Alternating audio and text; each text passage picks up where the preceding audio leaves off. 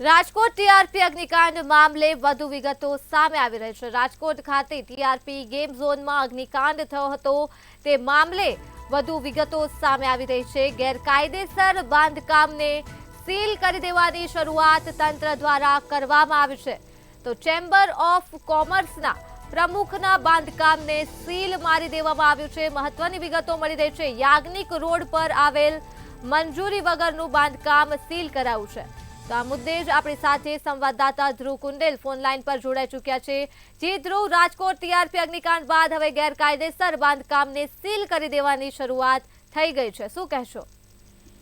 ધર્મી ચોક્કસથી ટીઆરપી અગ્નિકાંડ બાદ રાજકોટ મહાનગરપાલિકા જાણે સક્રિય થઈ હોય એ પ્રકારના જે દ્રશ્યો છે તે સામે આવી રહ્યા છે। ત્યારે રાજકોટ મનપા દ્વારા ગેરકાયદેસર બાંધકામોને ધડાધડ સીલ કરવાની કાર્યવાહી છે તે શરૂ કરવામાં આવી છે અને તેમાં પણ રાજકોટ ચેમ્બર ઓફ કોમર્સના પ્રમુખ વીપી વૈષ્ણવનું જે બાંધકામ છે એટલે કે જે ગેરકાયદેસર બાંધકામ છે તેને પણ સીલ કરવામાં આવ્યું। યાજ્ઞિક રોડ ઉપર આવેલું મંજૂરી વગરનું આ બાંધકામ હતું તેને સીલ કરાતા અનેક ચર્ચાઓ અત્યારે ખાસ શરૂ થઈ છે। મનસુખ સાગઠિયા સાથે મિલીભગતથી આ બાંધકામ કરવામાં આવ્યું હતું અને આ બાંધકામ છે તે ચેમ્બર ઓફ કોમર્સના પ્રમુખ દ્વારા છે તે કરવામાં આવ્યું હતું।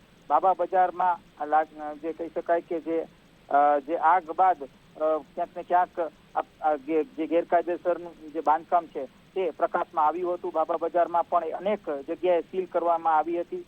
એટલે કે ચોક્કસથી જે પ્રકારની ઘટના અગ્નિકાંડની જે ઘટના ઘટી છે તેને ત્યારબાદ હાલ મહાનગરપાલિકા તરફથી કાર્યવાહી શરૂ થઈ છે। તેમાં ક્યાંક ને ક્યાંક જે રાજકોટ ચેમ્બર ઓફ કોમર્સના પ્રમુખનું પણ જે ગેરકાયદેસરનું જે બાંધકામ છે તેને સીલ કરવામાં આવ્યું છે।